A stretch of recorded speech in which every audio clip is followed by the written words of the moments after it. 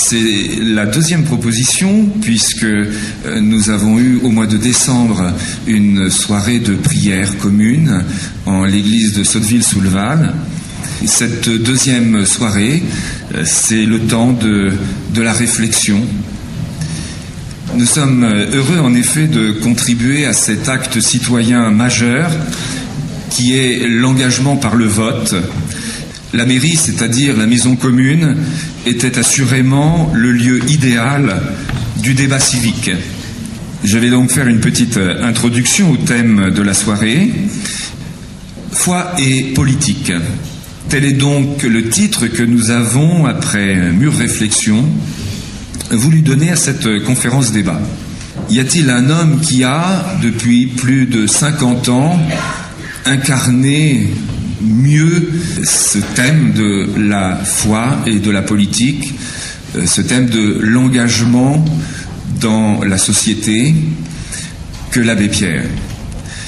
Il est évident que nous sommes tous sous le choc de l'émotion de cette information qui est tombée très récemment, et c'est tout naturellement que nous dédions toute cette soirée de réflexion à cet homme exceptionnel. Pour introduire donc ce thème foi et politique, et sans trop déflorer la partie de mon ami Bernard, je voudrais de suite faire deux citations bibliques.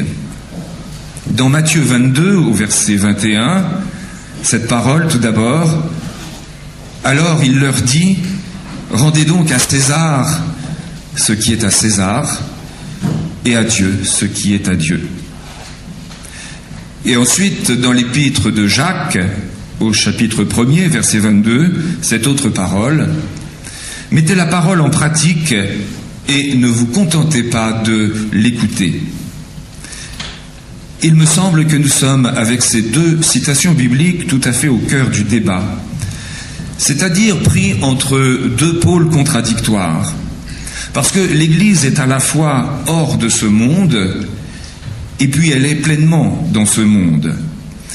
Et toute l'histoire de l'Église, de nos églises, peut s'inscrire dans cette tension permanente entre ces deux pôles. Oui, le christianisme est porteur de valeurs pour ce monde, pour nos frères, pour nos sœurs, pour nous-mêmes, des valeurs que nous jugeons positives. Le christianisme pose aussi des interdits que nous avons à transmettre. Et en même temps, et en particulier dans le contexte français de séparation de l'Église et de l'État, nos églises n'ont pas à être partisanes et se trouvent même assez souvent exclues du champ politique officiel du fait que la laïcité renvoie la foi dans la sphère privée. Alors notre ambition ce soir, c'est d'essayer ensemble de trouver un langage qui parle au cœur de nos contemporains, dans la fidélité à nos valeurs, mais aussi dans le respect de nos institutions civiles. Pour nous éclairer, nous avons donc à nos côtés trois personnalités aux parcours différents, aux sensibilités différentes, aux cultures ecclésiales différentes. Nous écouterons tout d'abord Bernard Ampérion, qui est à ma droite, pasteur de l'Église réformée de France à Rouen actuellement, bibliste de formation et qui est l'actuel président de l'association œcuménique La Bible à Rouen. Nous lui demanderons de prolonger cette introduction en répondant en particulier à cette question qui nous a paru fondamentale. Que peut-on retenir de la Bible pour conseiller le citoyen et le responsable politique? Ensuite, deuxième à ma gauche, Monseigneur Descubes, archevêque catholique de Rouen, à qui nous demanderons un double témoignage. Un témoignage en tant que président du Conseil pour la famille et les questions de société, d'une part, et un témoignage en tant que participant au Forum social de Porto Alegre. Enfin, juste à côté de moi, M. Athanase Périfan, qui est membre de l'Église orthodoxe, nous dira son expérience personnelle à partir de son action politique d'adjoint au maire du 17e arrondissement de Paris, et en particulier au sujet de son action Immeuble en Fête, créée en 1990 par lui-même et un groupe d'amis, et qui a lieu à présent, je crois, dans pas mal de pays d'Europe, en particulier le dernier mardi du mois de mai. Nous lui demanderons aussi de nous parler de sa récente initiative, de sa nouvelle initiative, intitulée « Pas de quartier pour l'indifférence », tout un programme, pour créer donc un réseau de voisins solidaires. Voilà, je cède le micro à présent à Bernard Antérion, et une fois encore, bonne soirée à toutes et à tous. Mesdames, Messieurs, Monseigneur, je voudrais dire 2 mots pour m'associer bien modestement dans ma personne, mais de façon plus vaste, associer la Fédération protestante de France au deuil qui est le nôtre et à l'hommage national qui est rendu à l'abbé Pierre. Il est vraiment au cœur à mon avis, au cœur de notre soirée de ce soir, foi et politique. Il n'avait pas l'habitude, comme tribun, de parler de la Bible, de parler de Dieu en public, comme ça, fortement. Et pourtant, ce que je retiendrai, moi, personnellement, c'est de nous avoir fait comprendre, fait sentir, fait vivre que l'Évangile est aussi un cri, une protestation, et non pas des paroles lénifiantes, et non pas le statu quo. Il nous a fait comprendre que cet Évangile qu'il habitait était une parole vive, tranchante, difficile, qui pouvait contester et bouleverser. Je voudrais aussi rappeler un point d'histoire, la petite histoire, mais tout de même, il y a un lien, figurez-vous, entre l'abbé Pierre et le protestantisme français. Ce lien est peu connu. Après, et je l'ai appris moi-même ces jours-ci auprès de la Fédération protestante de France, après l'hiver 54, l'abbé Pierre était fatigué, épuisé. Il avait besoin de reprendre des forces, et il a trouvé des lieux, bien sûr, pour reprendre des forces. Et l'un des lieux qu'il a trouvé, et une des personnes qu'il a rencontrées à ce moment-là, pendant plusieurs jours, était Albert Schweitzer, le docteur Schweitzer, à Strasbourg. Il est allé passer plusieurs jours avec lui et, dit-on, se ressourcer comme il avait l'habitude de le faire avec bien des gens, mais aussi avec le pasteur Schweitzer. Alors je suis ému et heureux d'imaginer ces 2 personnages, ces 2 personnalités si fortes et si différentes, et en même temps si engagées au service de leur compréhension de Dieu et au service des hommes. Que peut-on retenir, m'a-t-on posé comme question, que peut-on retenir de la Bible quant à l'engagement citoyen et à la responsabilité politique? C'est une question, mesdames et messieurs, très, très difficile, et je vais y répondre de façon partiale, et essayer de montrer la complexité de cette question. Je ferai d'abord 2 remarques introductives, et ensuite j'aborderai en 1 minute 6 ou 7 points. 7 points, parce que c'est biblique, d'1 minute chacun, si c'est possible. Mes 2 premières remarques. Les traditions, les textes bibliques ne forment pas un livre politique, ni même un livre historique, ni même un livre scientifique, comme on l'a cru d'ailleurs souvent, ni même, j'ose le dire, un livre de piété, non plus au sens étroit du terme, c'est-à-dire au sens où un seul groupe de croyants serait concerné. La Bible n'a rien à voir avec tous les petits livres rouges, blancs, bleus, jaunes, noirs. La Bible, c'est la somme de témoignages inscrits dans une histoire. Et comme on le sait, lorsqu'un témoignage est fort, vrai et juste, alors il a des chances de parler à d'autres. La Bible, contrairement à d'autres textes de révélation, n'est pas tombée du ciel. Les croyants juifs, d'abord, chrétiens ensuite, ont dit que ces textes étaient inspirés par Dieu, qu'ils étaient en quelque sorte parcourus par un souffle qui les dépassait, et dès lors qu'ils étaient, ces textes, qualifiés pour parler de Dieu et à Dieu. Dieu est ici celui des traditions judéo-chrétiennes. La Bible, ainsi, n'est la possession de personne. Elle nous a été livrée, péniblement d'ailleurs, par des hommes et des femmes aux prises avec leur compréhension de Dieu, du monde, de leur histoire, aux prises avec leur relation avec les autres. Ils nous disent que c'est dans cette histoire, c'est cette histoire de l'humanité, avec ses joies, ses souffrances, ses victoires, ses défaites, ses réalisations, ses destructions, ses espérances, ses défis, sans cesse remis à l'ouvrage. C'est dans cette histoire que nous pouvons connaître le Dieu de la Bible. Comment vivre ensemble sous le regard de Dieu. Ainsi, l'humanité de la Bible dit l'intérêt d'un Dieu pour ses créatures et dit en même temps sa dimension politique, engagée, partisane parfois. Elle commence, vous le savez, par un jardin.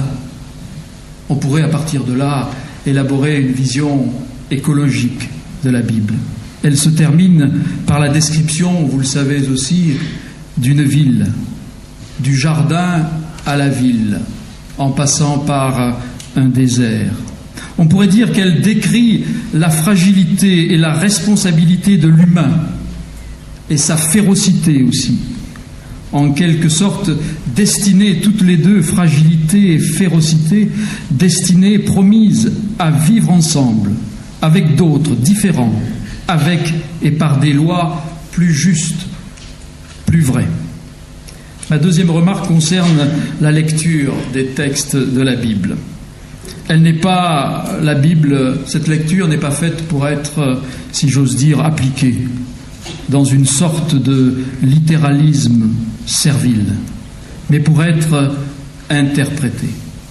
J'ajoute aussi que ces textes ne sont pas là pour approuver, pour conforter ma croyance, ma foi, mes projets, mes rêves, mais pour les solliciter, pour les stimuler, les contester parfois, bref, les interroger le plus souvent. Les textes bibliques à cet égard sont pour moi, et les églises de la Réforme en particulier, toujours une instance critique. L'instance critique pour ma vie, pour ma foi, et non pas un miroir narcissique par lequel je pourrais justifier ma vie et ma foi.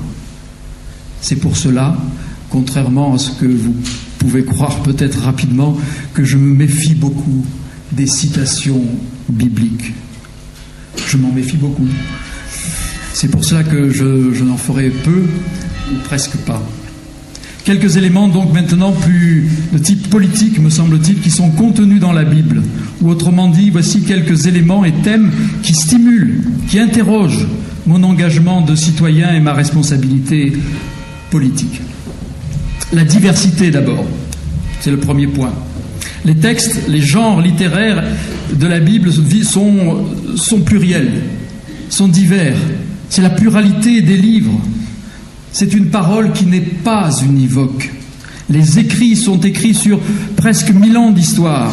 La Bible, en réalité, c'est ta Biblia, ta graphai, les livres, les écrits. Le livre ne reçoit plus une nomination sacrée, mais prend le nom tout simplement d'une ville, Biblos, où l'on se procure son support, le parchemin, les rouleaux. La pluralité d'expression n'est pas un hasard. La révélation aurait pu être autre, un évangile, et non pas 4 ou 5, et bien d'autres encore qui n'auront pas le statut des reconnus. La vie et l'histoire des hommes, ce n'est pas l'uniformité, ce n'est pas la conformité, c'est la pluralité des expressions diverses qui se parlent, qui sont proches les unes des autres, qui se contestent parfois, qui s'opposent aussi. On dit parfois que la Bible est l'interprète d'elle-même. Tout ne se résout pas dans l'instant, mais dans l'histoire, où les compréhensions sont plurielles et successives. À cet égard, il me semble que la Bible elle-même est l'image de la société humaine. Deuxième point, cette diversité a des limites. Elle a une limite, en tout cas, à mes yeux. Celui que l'on appelle Dieu, et qui est nommé de bien des manières, ne souffre pas de concurrence. C'est ce qu'on appelle aussi le monothéisme. Mais direz-vous, en quoi cela a une dimension politique? Je le crois pourtant très profondément. Seul Dieu est Dieu signifie alors que rien, je dis bien rien, ni personne ne peut l'être à sa place. Et la lutte contre l'idolâtrie est bien un motif constant des traditions bibliques.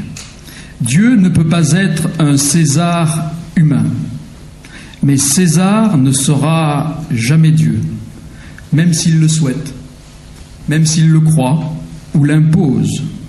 L'ultime n'est pas dans le parti, la classe, la religion, l'État, l'Église, la nature, l'argent. L'ultime n'est né dans aucune de ces réalités. Rien ne peut être Dieu à la place de Dieu. Rien ne peut être divinisé à la place de Dieu. C'est une constante des traditions bibliques, même si l'histoire a démenti cette constante. Le sacré est circonscrit en Dieu et ne se confond pas avec l'histoire. Tout ce que vivent les hommes se vit comme réalité avant-dernière, et non pas ultime, et non pas dernière, dira le pasteur Dietrich Bonhoeffer, qui a participé concrètement au complot raté contre Hitler et qui a été pendu par les nazis. Troisième point, l'exil. Les traditions bibliques disent une réalité étrange et constante à la fois. C'est celle de l'exil, de l'exode ou de la sortie. Elles disent en quelque sorte une libération. On sait aujourd'hui que le Premier Testament, dans sa diversité, dans sa variété, entre la Torah, les prophètes, les écrits, prend naissance dans cette réalité de l'exil, avant même l'exode. C'est avec le retour de l'exil à Babylone que les Écritures se constituent, sont rassemblées et mises en forme pour continuer celle que nous connaissons aujourd'hui. Pour constituer celle que nous connaissons aujourd'hui. L'acte fondateur est compris et décrit comme une sortie de l'esclavage. Tout va être pensé et cru et formulé et reformulé à partir de cela. Cette dimension politique est essentielle. La foi va être comprise comme une sortie, comme un exode, comme la sortie de l'esclavage. Le Nouveau Testament lui-même prendra naissance à partir d'une décision et condamnation politique et religieuse injuste, celle qui concerne Jésus de Nazareth, le Christ. Le Nouveau Testament lui aussi prendra naissance dans une naissance et une renaissance, un passage de la vie à la mort et de la mort à la vie, dans la conviction que ce passage dit que la vie, quoi qu'il arrive, est plus grande que la mort. Quatrième point, les pouvoirs. Les traditions bibliques sont méfiantes et bienveillantes à l'égard des pouvoirs. Au moment où l'on décrit la naissance de la royauté en Israël, on décrit en même temps le courant qui résiste à cette accession. La royauté, c'est faire comme tous les peuples. Mais le roi ne fera pas que protéger, il sera aussi celui qui prendra votre argent, qui prendra vos femmes, disent les opposants officiels, comme le prophète Nathan. Et puis le roi se prendra pour Dieu lui-même. Nous connaissons cela. La cause royaliste gagne, mais sera toujours menacée. David ne construira pas le temple. Israël vivra cette tension du pouvoir royal et du pouvoir religieux. Et Israël vivra autrement, aura la capacité de vivre autrement, sans roi ni prêtre. Le pouvoir politique et religieux ne sont jamais en eux-mêmes des gages authentiques de ce qui est bon pour l'humain. Et pourtant, il faudra aussi prier pour eux, pour qu'ils soient le plus possible inspirés dans leurs décisions et dans l'exercice de leurs charges. Saint Augustin, on le sait, sera le grand théoricien des conséquences de tout cela. Il parlera des deux cités, celle des hommes et celle de Dieu. Luther, au XVIe siècle, parlera des deux règnes. Cinquième point, le droit et la justice. Avec de nombreuses variantes, ces thèmes, le droit et la justice, sont des vocables, sont une constante des traditions bibliques. Il ne s'agit pas ici seulement du droit et de la justice de Dieu, mais bien celle des hommes. Il s'agit de balance juste et de poids honnête pour peser et mesurer en vérité. Il s'agit bien de la réalité concrète, avec une attention portée tout spécialement vers ceux qui n'ont pas de statut social ou bien de statut peu enviable. Ici, la tradition biblique des prophètes est au centre de cette exigence et de cette préoccupation. On sait que le Nouveau Testament et Jésus lui-même a repris massivement, essentiellement, cette tradition-là. Les traditions du Nouveau Testament reprennent donc dans la bouche de Jésus et des évangélistes ces thèmes, en particulier dans le Sermon sur la montagne chez Matthieu ou dans la Plaine selon Luc. C'est la grande tradition des prophètes écrivains comme Amos, Osée et les autres. 6e point, le prochain et le droit des étrangers. Tu n'oublieras pas que tu as été étranger. Ce thème est discriminant. Je veux dire qu'il apporte aussi une nouveauté considérable dans la compréhension humaine de la vie en société. Il rend original, spécifique, la culture judéo-chrétienne, où la place de l'autre, normalement exclue, trouve une place sociale et religieuse, où la rencontre de l'autre institue une relation spécifique et concerne l'autre social tout entier. C'est aussi le sens des lois et des règlements vétérotestamentaires qui sont si essentiels pour nos frères juifs et dans lesquels la tradition chrétienne a puisé largement. Tu aimeras ton prochain comme toi-même, car je suis le Seigneur, dit le Lévitique, au cœur de la tradition biblique. Faut-il aller jusqu'à l'autre comme étranger, même si des règlements le définissent comme à part? On sait que, très curieusement, dans les 10 paroles, les 10 commandements, qui ont une valeur, dit-on, universelle, souvent soulignée, ce thème de l'autre et de l'étranger apparaît curieusement dans le respect de ce qui appartient à l'autre et dans la conviction que même l'autre, même l'étranger, doit chômer dans le respect du sabbat. C'est un renouvellement considérable, un pas décisif dans l'anthropologie politique. Enfin, dernier point, la naissance du sujet. La naissance du sujet, c'est-à-dire de celui et de celle qui est appelé à dire « je ».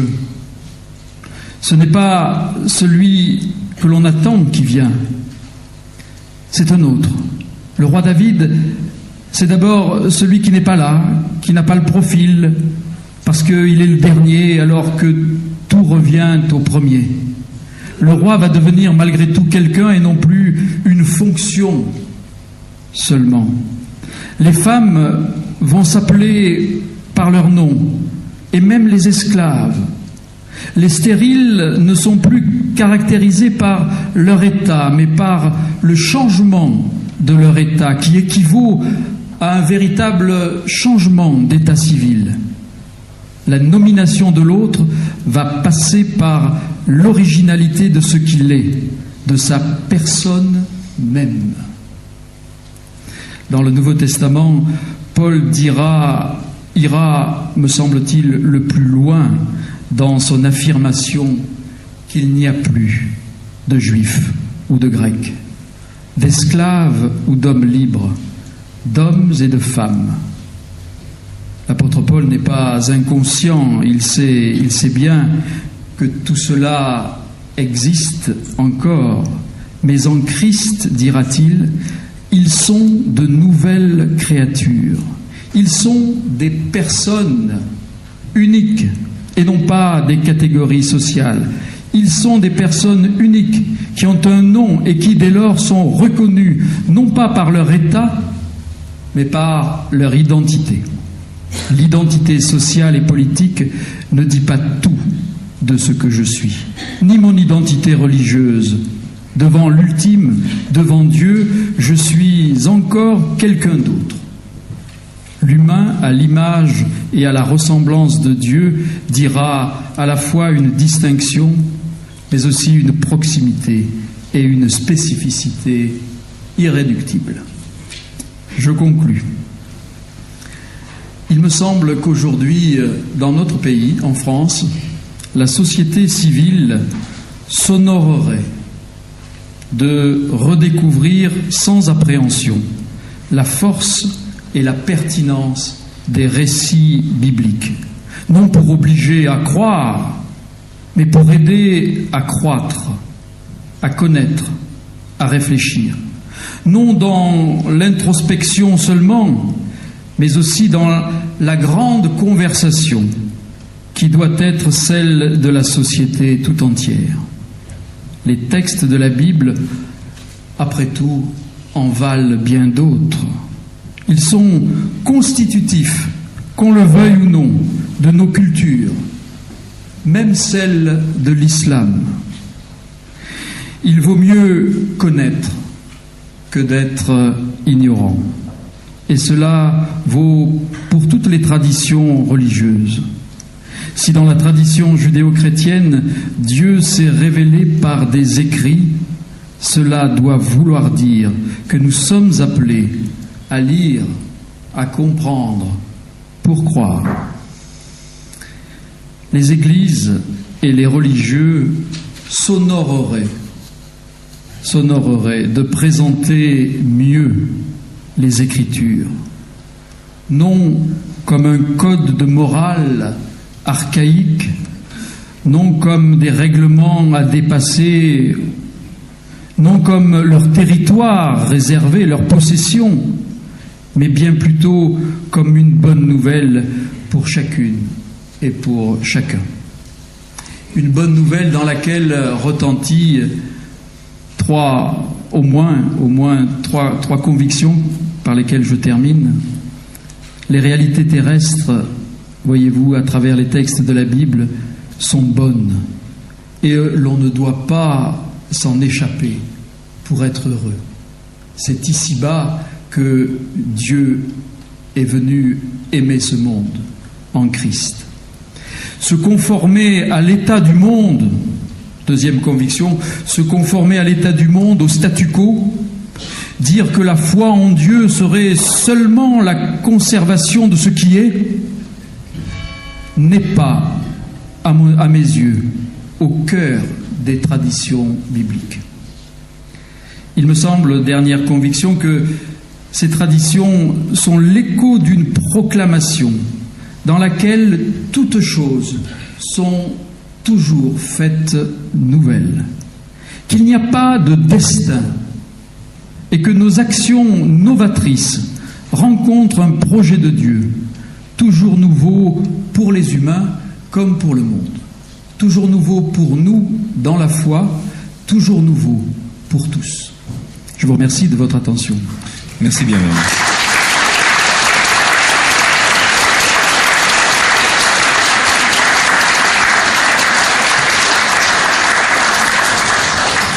Monseigneur. Tout en reconnaissant que la parole de Dieu est notre référence dernière, puisque je parle ce soir au nom de la tradition catholique, vous ne m'en voudrez pas de commencer par une référence au magistère en citant Benoît XVI.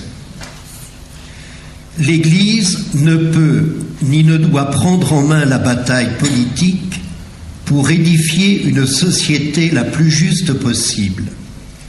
Elle ne peut ni ne doit se mettre à la place de l'État, mais elle ne peut ni ne doit rester à l'écart dans la lutte pour la justice. Elle doit s'insérer en elle par la voie de l'argumentation rationnelle et elle doit réveiller les forces spirituelles sans lesquelles la justice, qui requiert aussi des renoncements, ne peut s'affirmer ni se développer. La société juste ne peut être l'œuvre de l'Église, mais elle doit être réalisée par le politique. Toutefois, l'engagement pour la justice, travaillant à l'ouverture de l'intelligence et de la volonté aux exigences du bien commun, intéresse profondément l'Église. Effectivement, parole de Dieu et parole sur Dieu, l'Évangile est aussi une parole sur l'homme et sur la société. Aussi, tout en respectant l'autonomie des réalités terrestres affirmée par le Second Concile du Vatican, l'Église catholique considère comme partie intégrante de la mission que le Christ lui confie d'affirmer les valeurs qui permettent à notre société d'être humaine et pacifique. Donc l'Église ne sort point de sa mission quand elle prend la parole dans le champ politique. Il y va de l'homme et de l'humanité. Et comment pourrait-elle ne pas faire retentir sans cesse l'interrogation lancée dès les premières pages de la Bible: qu'as-tu fait de ton frère? Prendre au sérieux la destinée terrestre de l'homme, l'organisation politique de sa vie collective, non seulement ne détourne pas l'Église de sa route, mais la met sur sa route, puisque l'homme est sa... L'homme se fait sur la terre, c'est sur la terre qu'il se fait exister à l'image et à la ressemblance de Dieu. Au cercle politique n'est pas le tout de la vie humaine, puisque l'homme ne se réalise pleinement qu'en Dieu. Mais en participant à la réalisation du dessein de Dieu sur l'humanité, en œuvrant pour l'unité de la famille humaine et pour la dignité de chacun de ses membres, les chrétiens savent qu'ils travaillent à l'instauration du règne de Dieu sur terre, même si ce royaume n'atteindra sa plénitude que dans un autre monde. Certes, l'Église n'a ni compétences techniques propres, ni pouvoir institutionnel à finalité politique, mais elle a vocation à stimuler les énergies spirituelles, à rappeler le rôle fondateur des valeurs de transcendance et de spiritualité pour la construction d'un monde plus digne de l'homme. Alors il me semble que l'on peut dire que c'est en raison et de leur appartenance à l'humanité et de leur foi que les chrétiens sont solidaires du genre humain. Ils ne peuvent se détourner des réalités de ce monde. Ils participent avec tous à la construction de l'avenir de leur cité, de leur région, de leur nation, de leur groupe de nations et de l'humanité entière. Ils ont donc à prendre leur part dans le débat politique et il est légitime qu'ils prennent la parole pour défendre leurs convictions dans le respect des autres. Du fait de la séparation des églises et de l'État, l'Église appartient maintenant à ce que l'on appelle la société civile, c'est-à-dire cet ensemble de relations et de processus à travers lesquels des groupes humains forgent leur identité sociale et leur culture politique, de telle manière qu'ils deviennent des sujets et des acteurs sociaux, mais capables d'agir dans le cadre de mouvements spécifiques, mais différents des organisations qui structurent la société politiquement. Et c'est dans cette ligne-là que je donnerai mon témoignage sur le forum social auquel j'ai participé. Mais cet engagement, je dirais, politique, à travers des documents de référence, ils sont peu connus, pas assez médiatisés, mais ils sont permanents. Que ce soit au niveau de l'ensemble de l'Église catholique, que ce soit au niveau de l'Église en France, ou que ce soit au niveau de la commission sociale. On peut rappeler l'invitation à une pratique chrétienne de la politique en 1972, la politique affaire de tous en 1991, en 1999, réhabiliter la politique et tout récemment en 2005, les repères qui ont été donnés comme à construire et à rechercher pour une économie mondialisée. Mais à côté des documents, on ne saurait minimiser aussi les actions. On a tout à l'heure, par la voix du pasteur Derion, rendu hommage à l'abbé Pierre. Comment en effet, ce soir, ne pas mentionner ses engagements politiques. Ils s'inscrivent dans une longue tradition sociale dont il serait trop long de faire l'histoire. Peut-être l'évoquerons-nous dans les questions. Mais en tout cas, ce qui est sûr, c'est que chercher une réponse à une question sociale conduit nécessairement à une action politique. Alors, nous sommes, me semble-t-il, nous les membres des églises, confrontés à l'heure actuelle à une crise du politique. Il faut bien le reconnaître que la politique nous semble dévaluée. Nous avons une impression d'impuissance, que finalement les projets, les programmes qui nous sont proposés n'aboutiront pas. Nous sommes convaincus que les centres de décision s'éloignent de plus en plus. Et cela se trouve accentué, je dirais, pour créer un climat de méfiance par ce que l'on appelle les affaires. Et pourtant, nous avons la chance de vivre dans une démocratie dont les caractéristiques, c'est l'équilibre des pouvoirs et de reconnaître la souveraineté d'un peuple dont les citoyens sont égaux en droit. Alors certes, 4 points essentiels doivent être respectés.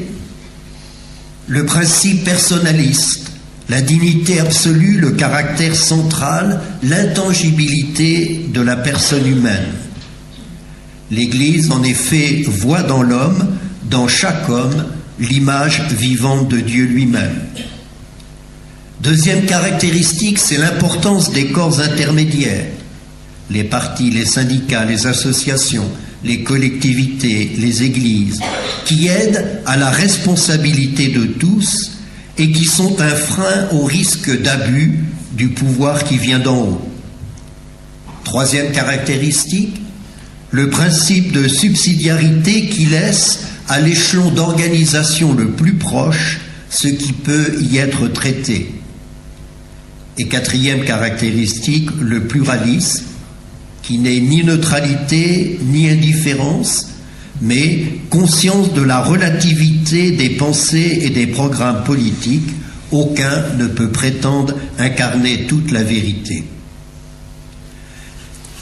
Nous avons la chance, oui, de vivre dans une démocratie qui devrait s'appuyer sur ces 4 caractéristiques, ces 4 principes, mais nous assistons à une menace qui tient à l'invasion de l'individualisme, du chacun pour soi, fruit d'un libéralisme qui rejette toute contrainte et d'une permissivité générale qui laisse chacun faire ce qui lui plaît.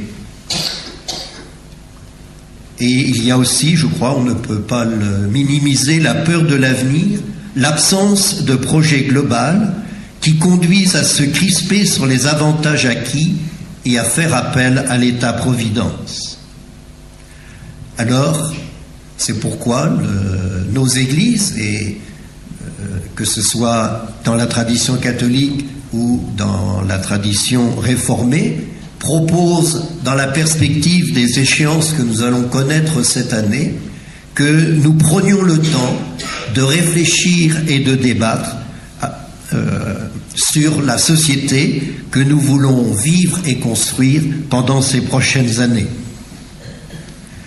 Ce qui est sûr, c'est qu'il n'y a pas de démocratie sans vertu, c'est-à-dire sans justice, sans liberté, sans reconnaissance de l'égale dignité des personnes.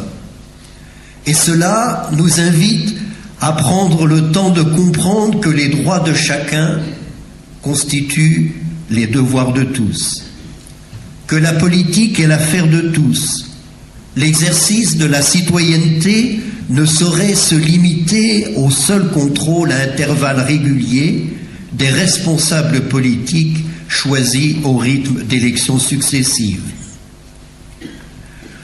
Alors, si nous voulons véritablement que notre engagement politique serve l'humanité et le projet de Dieu, nous devons prendre le temps de la réflexion, apprendre à connaître et à reconnaître l'autre, privilégier le débat, développer le dialogue et le sens du compromis, faire prévaloir la raison sur la passion et bannir l'usage de la violence et du mensonge.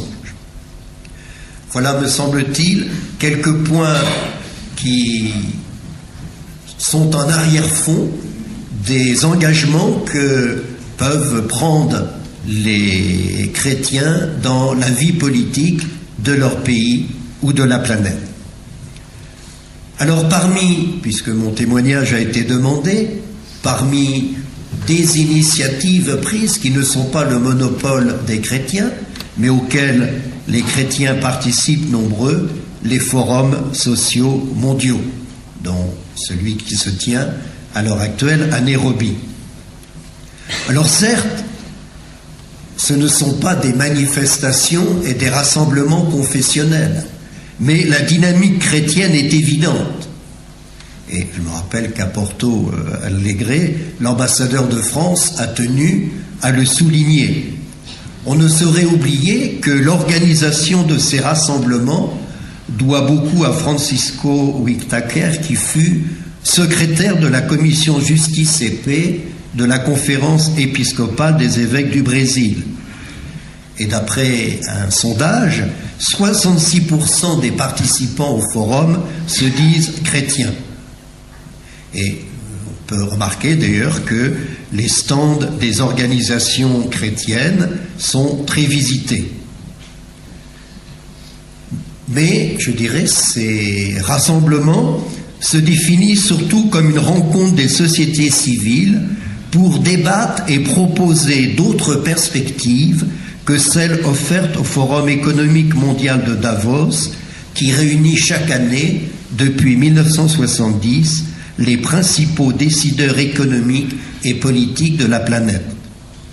Alors les débats ne manquent pas pour imaginer un monde plus juste, plus fraternel et libre, avec cette conviction plusieurs fois affirmée et qui rejoint les principes que j'évoquais tout à l'heure: pour changer le monde, il faut soi-même changer d'attitude. Alors je ne rentre pas dans le détail des propositions qui sont faites. À Porto Alegre, on en avait relevé 2300. On peut s'interroger sur l'impact de ces rassemblements. Bien, je noterai que les déclarations du président de la République française et du Premier ministre de Grande-Bretagne en arrivant à Davos en 2005 manifestaient qu'ils n'ignoraient pas ce qui se discutait au même moment à Porto Alegre. Et des représentants de l'ONU et de plusieurs de ces organisations viennent maintenant régulièrement participer au débat. D'ailleurs, à Porto Alegre, le gouvernement français avait envoyé le ministre de la Coopération et le ministre de la Parité et de l'Égalité professionnelle. Donc, il y a un impact réel.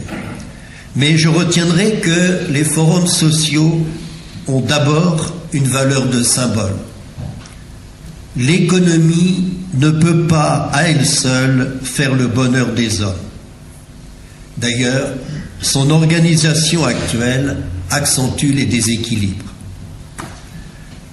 Deuxième chose, les forums sociaux sont des lieux de parole.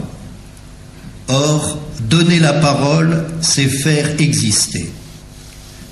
Et à Porto Alegre, et je crois que c'est le défi de l'actuel forum social en se tenant en Afrique, la parole est donnée aux gens du Sud, aux minorités, aux organisations sociales.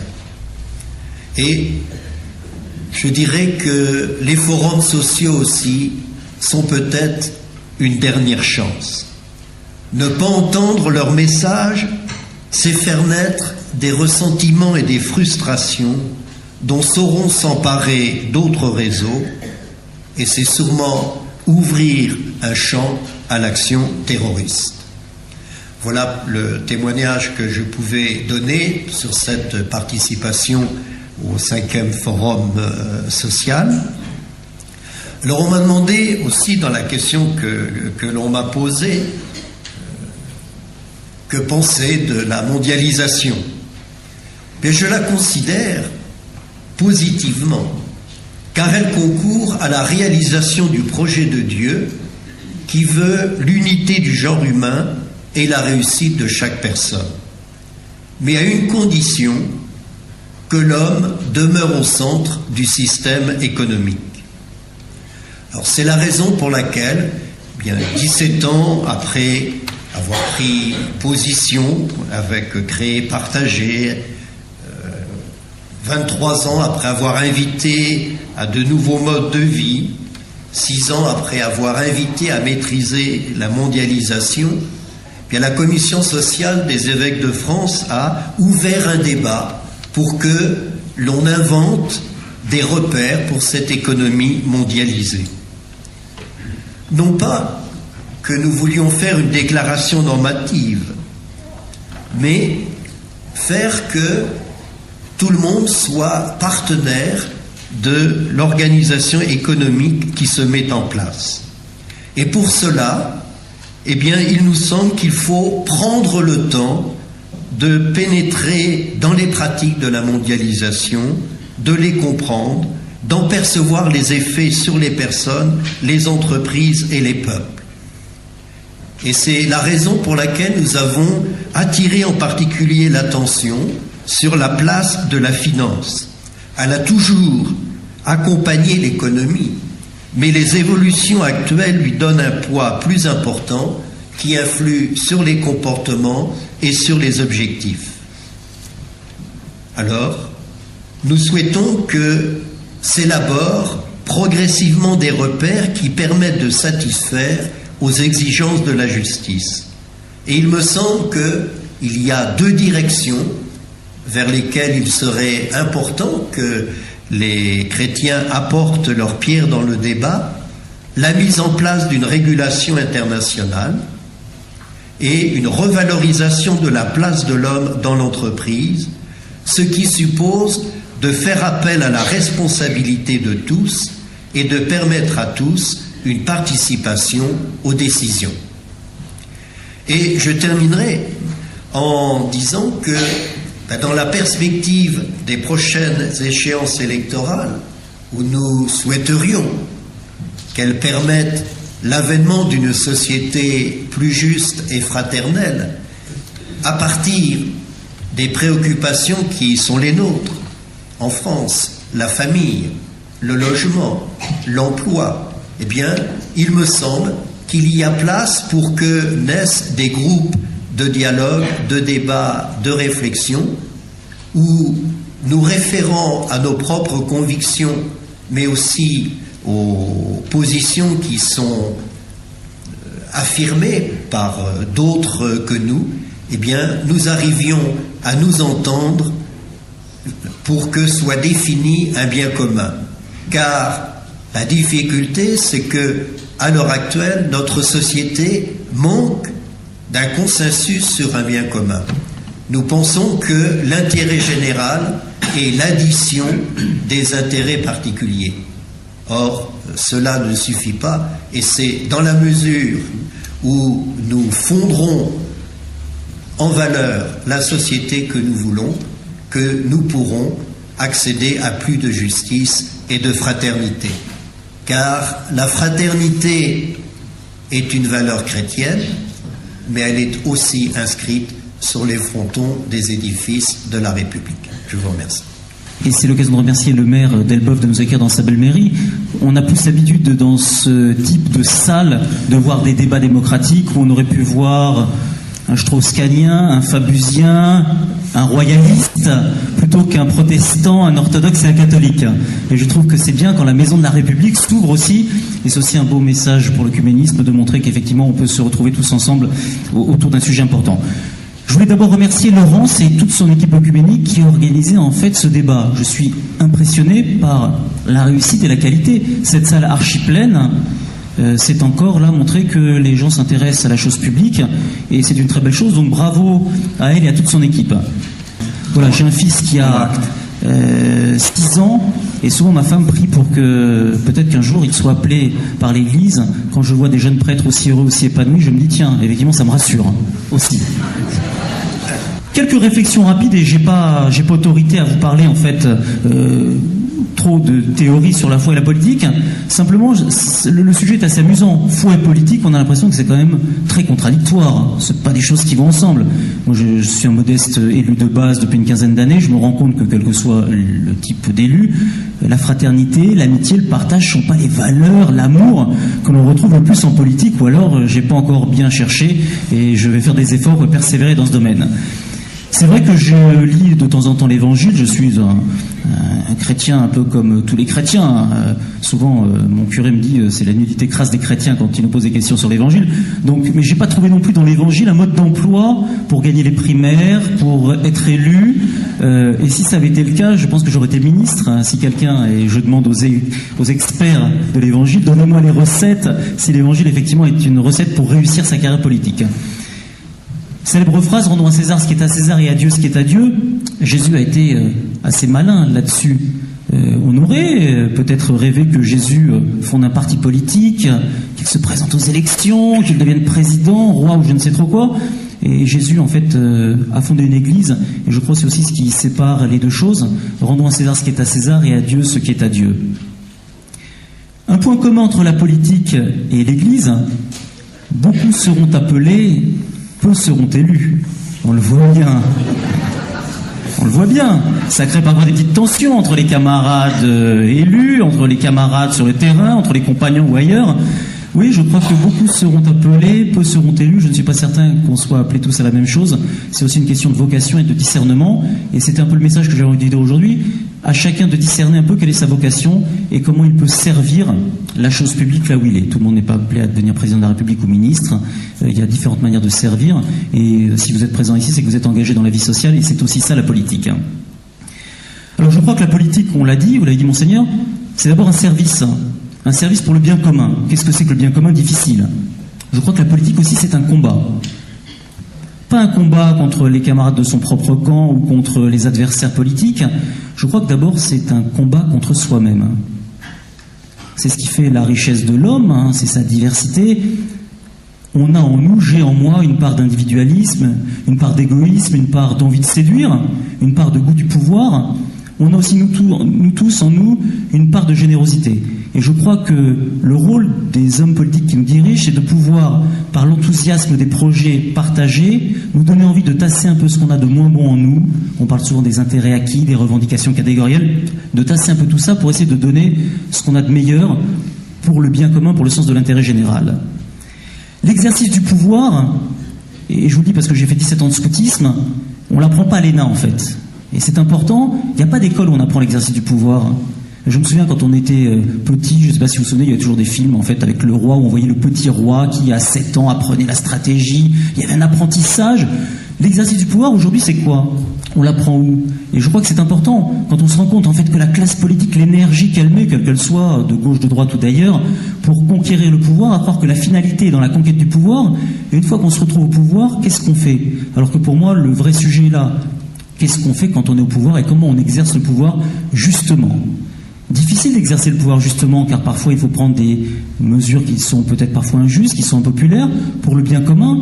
Et je crois que dans la relation qu'on a aux politiques, ce manque de confiance qu'il y a avec le politique fait qu'aujourd'hui le politique est dans une logique, ce que j'appelle la tyrannie de l'opinion publique et la dictature du sondage. On est rivé sur le sondage, on se dit si je dis un mot de travers, comment on va régir l'opinion publique? Alors que moi j'attendrais de l'homme public, de l'homme politique qui soit un chef. Ça c'est le scoutisme et l'exemplarité du chef pour nous aider à grandir et nous montrer le chemin. Et quand on est en confiance avec des hommes publics, on peut accepter parfois que des mesures nous semblent contraires à mes intérêts immédiats, qu'on ne comprenne pas tout. Quand on a confiance, on accepte. Regardez parfois la relation, dans un autre cas, celui de la famille, entre un parent et un adolescent, un enfant. Parfois, le parent prend des mesures qui ne sont pas celles qu'attend l'enfant, mais il y a cette confiance. On sait que c'est pour notre bien et on l'accepte. J'aimerais que l'homme public, en fait, nous aide à grandir. Ça demande du discernement, ça demande, en fait, du courage, de la persévérance. C'est pas simple. C'est pas simple, et j'ai envie de vous dire qu'on a la classe politique qu'on mérite. Vous savez, si on se rend compte qu'on veut prendre des décisions et que les électeurs sont pas pour, que ça commence à manifester, que les gens descendent dans la rue, qu'on grogne, qu'est-ce qu'on fait? On se dit, oh là là. Vous savez, il n'y a que dans les films, là encore, c'est mon côté un peu chevaleresque, il n'y a que dans les films où on voit en fait 2 armées ennemies prêtes à charger, où le chef d'une des armées charge, se retourne, voit que ses soldats sont les bras croisés, et qu'il charge et qu'il meurt en martyr. En général, qu'est-ce qu'il fait? Il range son épée, il va négocier. Donc à un moment, un homme politique, pour pouvoir défendre les idées, et l'Église a un certain nombre de convictions, si on veut avoir des hommes politiques qui défendent ses convictions chrétiennes, il faut que derrière lui, il ait des électeurs, il ait une armée. Mobiliser dans le Petit Larue, je crois, veut dire lever une armée. Et la politique, c'est un rapport de force. Le jour où les hommes politiques pourront montrer l'exemple, qu'ils seront suivis par l'opinion publique, on arrivera peut-être à prendre des mesures qui sont difficiles. On est tous d'accord, et c'est ce qui est formidable, sur un certain nombre de sujets. On sait bien que, en fait, la génération qui nous précède a reconstruit, ou nos grands-parents ont reconstruit ce pays. On sait qu'on a bien vécu, notre génération. On sait qu'on a un peu vécu à crédit. On sait qu'on a beaucoup endetté les générations qui viennent.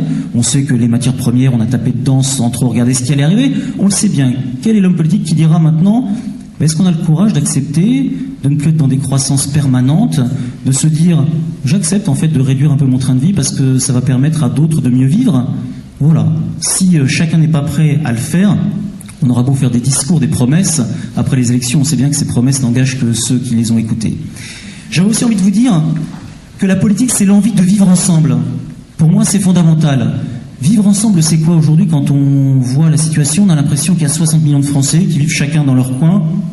Pour ceux qui ont fait un peu de physique, vous vous souvenez, les atomes, les électrons, ils ne tiennent que par l'interaction qu'ils ont les uns vis-à-vis des autres.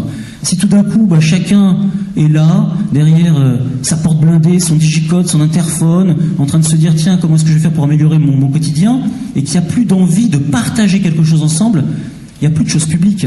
Et tout le reste, ce ne sont que, excusez-moi le terme, mais foutaises où on amuse la galerie. Tous les discours qu'on peut avoir sur la démocratie, sur la citoyenneté. S'il n'y a plus cette envie en France de partager un projet commun, le lien social se détend, le lien social se meurt, et je crois que ça, c'est très grave.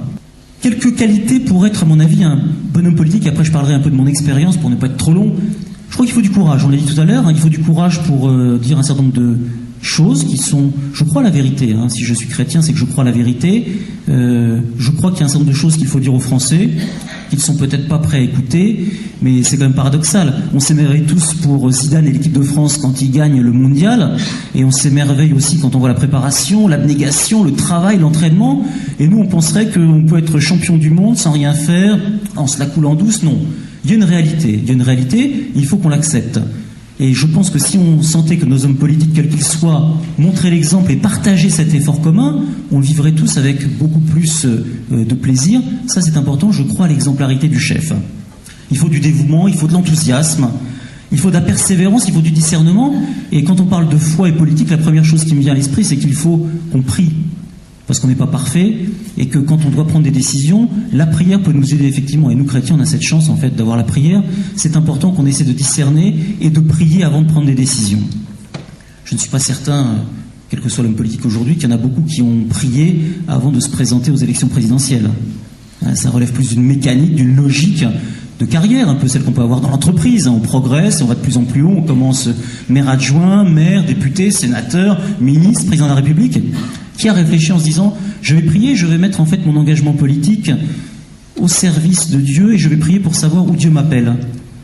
Vous imaginez si Nicolas, Ségolène, François ou d'autres priaient, tout d'un coup qu'ils entendent une voix là-haut qui leur dit Nicolas, Ségolène, c'est pas là que je t'appelle, pas du tout. Non, tu ne seras pas président de la République.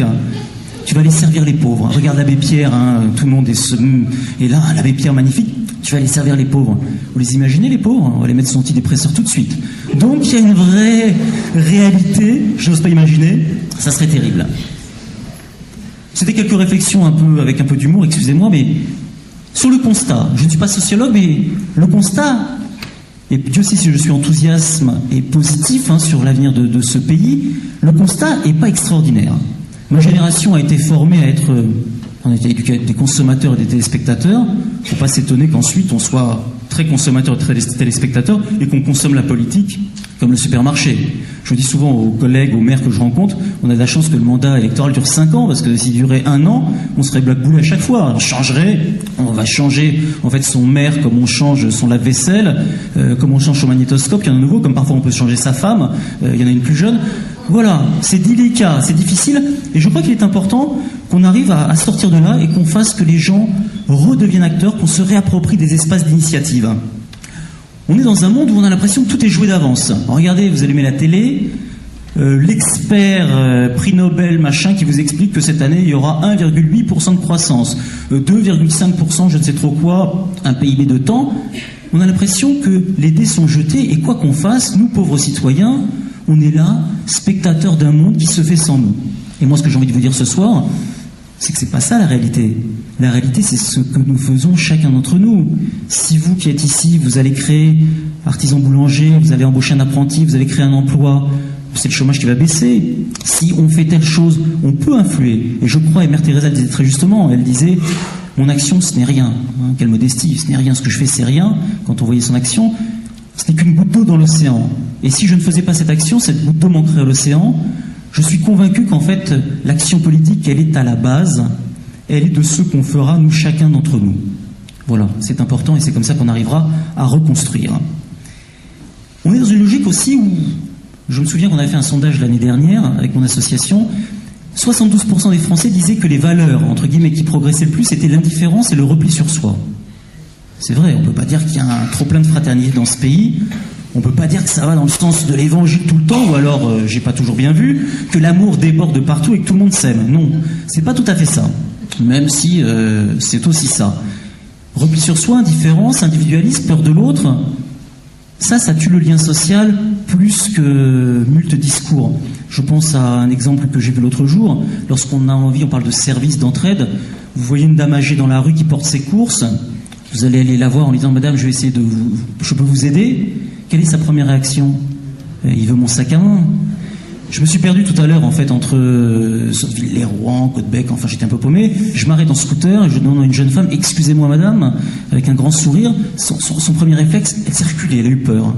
J'ai dit « Non, je ne vais pas vous manger, je suis perdu, juste, je l'ai fait rire un petit peu ». On se rend compte qu'on est dans une société de défiance. Et on le voit bien, on se protège de l'extérieur. C'est vrai...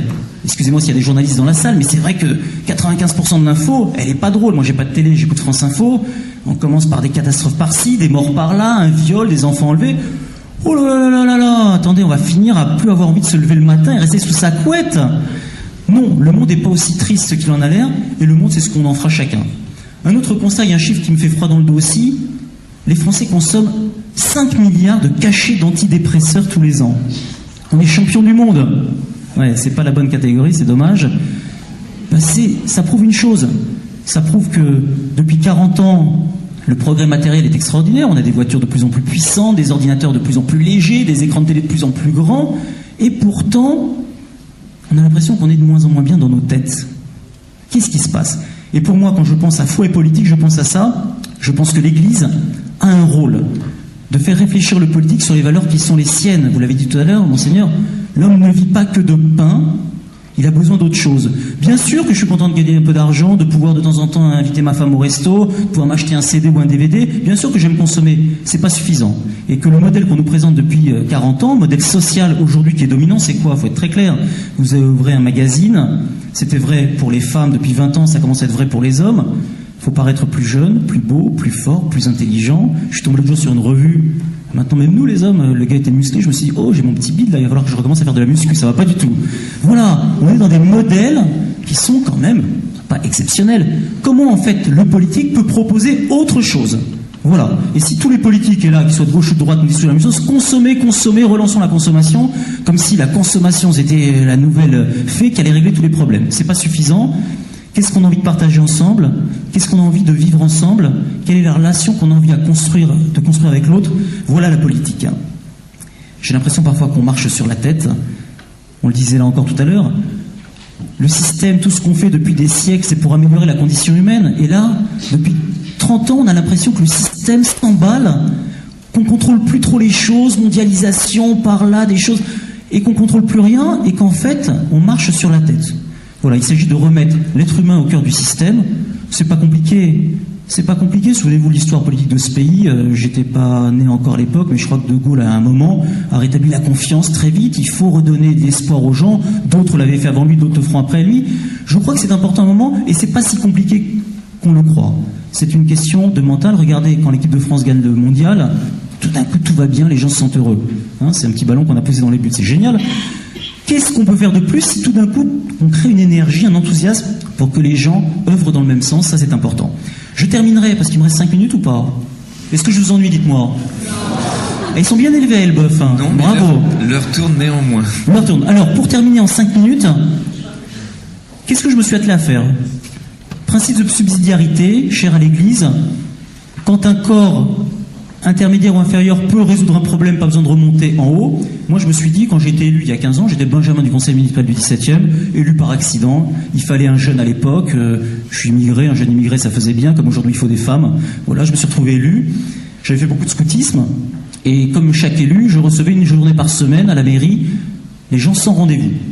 Inutile de vous dire que les gens qui viennent sans rendez-vous, c'est pas ceux qui viennent vous dire tout va bien, c'est merveilleux, bravo, vous êtes génial, formidable. Non, c'est la famille immigrée, c'est le couple décomposé, c'est le malade, c'est la personne âgée, c'est l'isolé, le chômeur au bout du rouleau. J'ai 25 ans et je me disais, en rentrant chez moi le soir, un peu ébranlé quand même, je suis le plus heureux des hommes. Depuis ce jour-là, je me suis dit, Athanas, tu ne te plaindras plus jamais, parce que franchement, il y a vraiment des gens qui sont dans des situations difficiles, et quand tu te regardes de nombril, c'est pas bon, regarde un peu vers le haut, voilà, ouvre les yeux. Et je me suis dit, je renvoyais sur l'assistante sociale telle personne, sur le service du logement telle autre personne, mais entre nous, je savais très bien que le service du logement, l'assistance sociale, n'allait pas créer des logements comme ça d'un coup de baguette magique, créer des milliards d'euros en budgets sociaux, et je me suis dit, d'une certaine manière, en fait, je dégage un peu en touche, j'envoie le ballon à côté.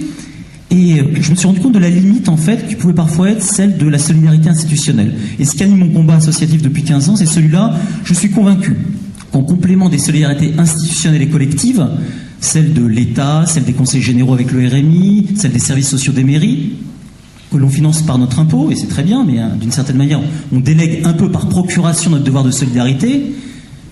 J'en avais parlé à l'abbé Pierre il y a quelques années, il était tout à fait d'accord avec ça. Et ça fait chaud au cœur aussi de voir qu'on n'est pas tout seul à penser la même chose. Donc en complément des solidarités institutionnelles, en complément de la solidarité familiale, pilier de la solidarité, mais on se rend bien compte que quand au début du siècle dernier, on vivait avec son grand-père dans la cour de la ferme, c'était facile d'être solidaire. Papy, ça va? Non, ça va pas trop, on était là. Quand votre père habite Marseille, que vous travaillez à Lille, c'est pas simple. L'espace familial se réduit, parfois la famille explose. Donc comment faire que le voisin soit ce troisième pilier de la solidarité, en complément de la solidarité institutionnelle, collective et familiale? Et j'ai développé en fait depuis 15 ans des expériences là-dessus. La chute sociale arrive très vite. Aujourd'hui, je fais mon malin devant vous, mais demain, je perds mon travail. Dans 6 mois, j'ai bouffé mes économies. Dans 1 an, je ne paie plus mon loyer. Dans 2 ans, je suis expulsé. Et je peux me retrouver socialement, en 2 ans, socialement désintégré. Comment le voisin peut servir d'amortisseur ou de parachute social? C'est le programme Voisin solidaire qu'on va lancer à partir du mois de février sur toute l'Europe. Voilà, c'est comment on peut restaurer, renforcer ces réflexes de solidarité. Plusieurs manières de le faire. D'abord, rassurer. Aujourd'hui, je vous dis, quand on a envie d'aider un voisin, on se dit, mais qu'est-ce qu'il me veut celui-là? Oh là là, on fait le procès d'intention. Pourquoi? La gratuité, elle est passée de mode. Hein, on se méfie. Comment réussir, en fait, à créer cette dynamique? J'ai commencé tout simplement en 2000 en me disant, avant de s'entraider, il faut se connaître. On l'avait avec la canicule. Hein. Quand on ne connaît pas les gens, on peut les laisser crever sans plus de manière. On ne sait pas qu'ils étaient là. Donc j'ai créé une action que vous connaissez peut-être qui s'appelle Immeuble en fait, la fête des voisins. Un principe tout simple, dernier mardi du mois de mai. Et si j'invitais mon voisin à prendre un verre? Voilà. La France en 2000, en 2003 sur l'Europe. Et cette année, 580 mairies partenaires, 6 millions de participants. C'est plutôt sympa. Hein, je reconnais un certain nombre de gens qui participent. Je voulais dire tout à l'heure, j'ai oublié de dire, je vois que vous avez ratissé large. J'ai un de mes voisins du pays de Caux, qui est juste là-bas. Ah oui, je suis de Bacqueville-en-Caux, et je vois que c'est bien, ça attire beaucoup de monde. Donc ça s'est étendu partout. Première étape, on se parle dans un monde où parfois on se croise sans même se dire bonjour, on est dans des logiques qui sont quand même pas très fraternelles. Première chose. Et je suis convaincu qu'une fois qu'on a mis le doigt dans l'engrenage, qu'on a invité ses voisins au pied de son immeuble ou dans son lotissement, et qu'on découvre qu'il y a une dame âgée au 3e qui ne peut pas descendre parce qu'elle est malade, qu'il y a le voisin un peu dépressif, le chômeur au bout du rouleau qui dit « moi j'en ai marre », qu'on reste pas insensible à ça. Voilà, c'est la dynamique. Comment passer d'une dynamique de convivialité à une dynamique de petits services entre voisins? Les petits services, c'est ça, c'est prête-moi ta tondeuse, la perceuse, le persil. L'entraide, Une marche supplémentaire, c'est de dire, ben voilà, je dois aller bosser demain, ma fille est malade, j'ai une réunion importante au bureau, est-ce que tu peux la garder, pour aller vers une solidarité de voisinage. Je suis convaincu que le bonheur est là, et vous le savez, si vous êtes là, c'est que vous le savez aussi, et c'est ce qu'il faut qu'on dise au monde, et c'est le rôle de l'Église pour moi. Voilà, quelles que soient les églises, c'est le rôle de l'Église de dire aux gens, le bonheur passe aussi par là, par notre capacité à partager, parce que le jour où je fais les courses pour la petite dame âgée en face de chez moi, ça me prend 10 minutes de plus parce que je fais mes courses, et que quand je le fais, je me dis, tiens, Athanase, t'es pas qu'un égoïste ou qu'un enfoiré, excuse-moi, mais et je suis aussi, mais voilà, c'est bien. Et qu'on a besoin d'être valorisé. C'est important aussi que le politique dise aux gens ce que vous faites au quotidien, et moi ce que je viens vous dire ici, ce que vous faites au quotidien, la main tendue, l'écoute, le sourire, l'aide à un enfant en difficulté pour ses devoirs de maths, aider une personne âgée, cela a de la valeur aux yeux de la société. Voilà. On peut créer de la richesse matérielle, moi je suis chef d'entreprise par ailleurs, je travaille, je crée des richesses matérielles, je crois qu'on peut aussi créer de la valeur morale, sociale, c'est important, il faut les deux en fait dans un monde, et il faut qu'on trouve le bon équilibre. Je conclus en lançant un appel, et je reviendrai vers vous, rassurez-vous. Voisins solidaires, ça démarre dans 15 jours, 3 semaines. Un programme d'inscription s'inscrit, c'est gratuit, ça coûte rien. Et on rentre dans un réseau pour voir comment on peut être utile là où on est, autour de soi. Et j'avais envie de dire à l'Église depuis 2000 ans, elle a été au cœur de l'innovation sociale. On n'a pas à rougir, nous chrétiens. Les hospices, les écoles, on est au cœur de l'innovation sociale. Et j'en profite, Monseigneur, puisque je crois que vous êtes le responsable des affaires sociales à la commission des évêques, à la conférence des évêques. C'est extraordinaire, vous êtes là, donc j'ai la chance, vous allez m'entendre. J'ai envie de vous dire, c'est en ce 3e millénaire qui s'annonce, il est commencé depuis 7 ans, donc on a encore 993 ans devant nous, on a un peu de temps. Et ben voilà, il faut que l'Église retrouve cette vocation d'innovation sociale. Et moi, je vais proposer la fête des voisins. J'ai commencé comment? Avec mes copains chefs scouts, avec mes paroissiens, avec le curé, les églises. C'est comme ça qu'on a commencé et qu'on a créé un phénomène qui aujourd'hui est un phénomène de société. Ça marche bien. On va faire pareil avec Voisins solidaires. Je reviendrai vers vous si vous l'acceptez bien pour qu'on réfléchisse ensemble, pour se dire des forums sociaux mondiaux à la proximité de mes voisins. Comment est-ce qu'on peut faire un grand pas, mais garder le même esprit et la même philosophie? Merci à tous. Merci.